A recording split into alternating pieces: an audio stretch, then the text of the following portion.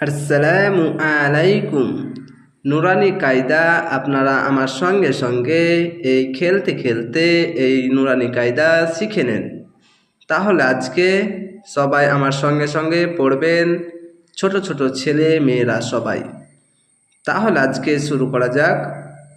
আলিফ, বা, তা, সা, জিম, হা, খ, দাল, জাল, র, জা, শিন, সিন, শদ, দদ, ত, জ, আইন, গাইন, ফা, কফ, কাফ, লাম, মিম, নুন, ওয়াও, হামজা, ইয়া, ইয়া।